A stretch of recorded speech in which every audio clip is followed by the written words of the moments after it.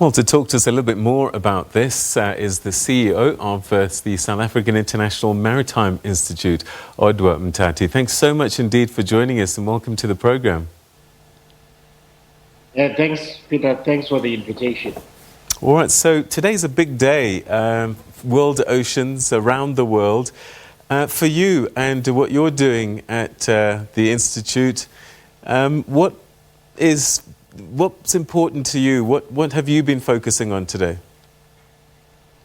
We had an oceans webinar wherein we were talking about growing the oceans economy in order to afford pockets of South Africans opportunities in respect of employment as well as entrepreneurship as well.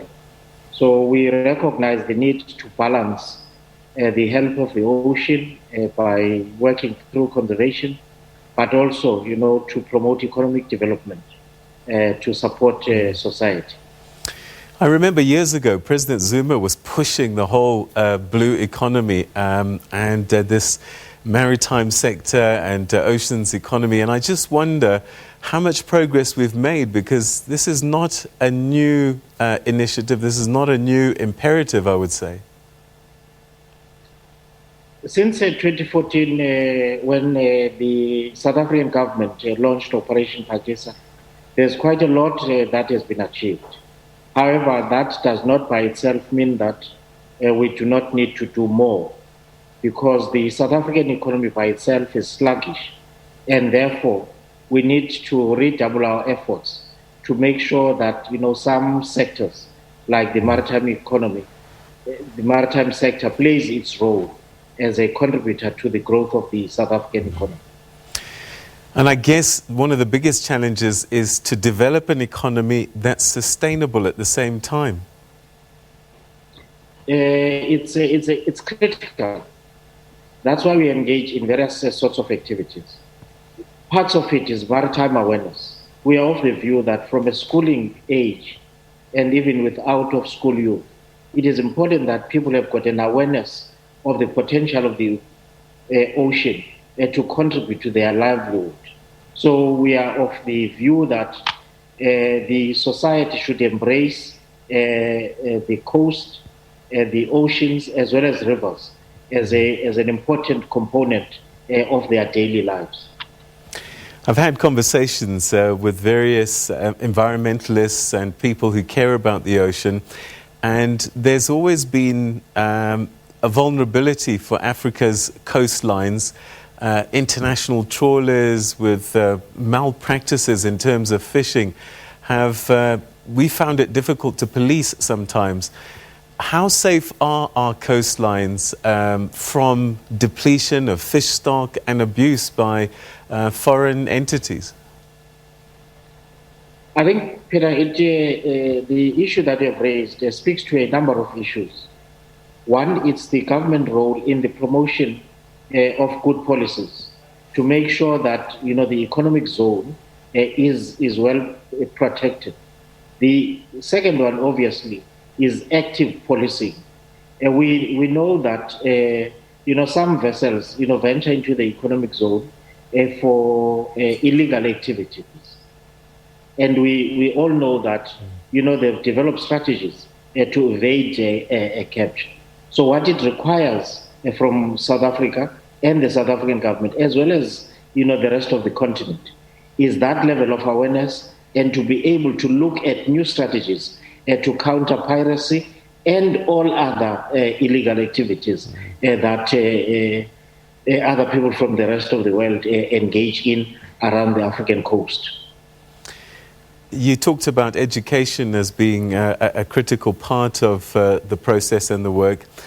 A lot of our people have been traditional fishers and they've been doing what they do. Our population is growing significantly, which means there's more demand for food. Have we got to a point where our practices are such that we understand that there's only a certain amount that we can fish and that certain areas we need to leave alone so that it can replenish?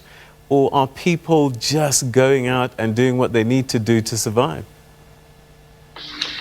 It's a combination of factors. One, the demand for food security, the need to use science in order to convince people to change behavior. So there needs to be the stock management processes that is involved. That's why with Operation Pagesa, aquaculture was also promoted, as a nascent subsector in recognition of the fact that, it is not only about, fishing within the oceans, but it is the development and support of other subsectors so that, you could have a diverse interest to prevent the, overfishing and other activities that would pose challenges to the sector itself. Which areas do you see as having the most potential in terms of developing an oceans economy for us in South Africa in particular? At the webinar today, we were saying that, one, we need to have a sense of the contribution of the oceans economy to the South African economic recovery. Because once we have a sense of, the size and its contribution, we are then able to support the various subsectors. Because in Operation Pagesa, whilst other subsectors might have been included, there are quite a number of areas, which include marine manufacturing, marine transport, small harbour development. So parts of it is the need perhaps to use this opportunity, even of a lull in the economy, to invest in infrastructure, to ensure that as the economy grows, you are able to leverage the infrastructure development that you would have used in order to induce growth within the economy. The oceans don't know any borders, they just do what they do. And I wonder if that translates into countries along these coastlines looking for ways to cooperate, to develop these oceans economies. There are quite a number of, because the United Nations call is also based on partnerships. So there's a recognition of the fact that, countries by themselves would not be able to, derive growth to the levels required. So it is important that we use, quite a number of multilateral organizations. There's IORA, the Indian Ocean Rim, which includes India, Mauritius, Seychelles, South Africa, Kenya, and other, SADC countries. So there are quite a number of platforms that are available in which South Africa participates in. In the webinar, we spoke about the Africa Free Trade Zone as one of those potential growth points that we need to reframe to ensure that the oceans economy features highly in that regard. What work is being done to protect our environment? I mean, there's so much that's dumped in the sea, plastics that are washing up on shores and damaging sea life. What work is being done to educate and also try and mitigate? There are quite a number of organizations. There are NGOs, there's government, that are all involved in, one, raising the awareness about the need to promote the oceans. A number of campaigns run by organizations, such as the one that spoke earlier in the program, SAEON, CC's Trust, and many others throughout the country, and the responsible government departments that have got concerted campaigns and programs that would try and educate the population to protect the sea against, illegal dumping and, all of these other activities that do not promote the health of the oceans. What's the most urgent thing for you as SAIMI in terms of work that needs to be done?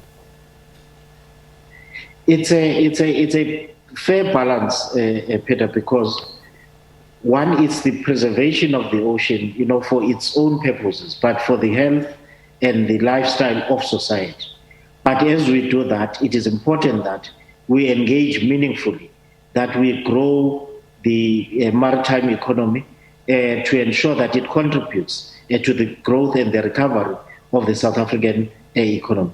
Because it is only at the back of that we would see, some of these activities bearing fruit. Because all of these universities and colleges in the country can continue to produce students, but those students would not have opportunities in order for them to obtain gainful employment, nor would those that are interested in entrepreneurship be able to be new entrants, into the oceans economy. So it is about the maintenance of that balance.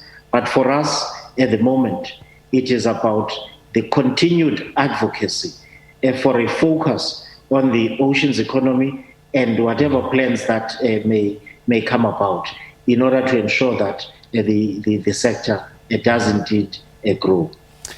Historically, there's big monopolies of organizations, companies in the sector that controlled pretty much the whole sector. Has that been changing over time? Have they come to the party to open doors, as it were? Some of them have embraced change. Some of the companies that participated in the webinar today were speaking about the use of BE compliant companies. But we also have a bigger role to play, because some of the SMEs that have approached us, whilst they might have an interest, they may not have adequate information about the entire value chain and new points of entry. So whilst we may look at the existing players, it is important that we do our part in leveraging the space in order to allow for new entrants into the sector.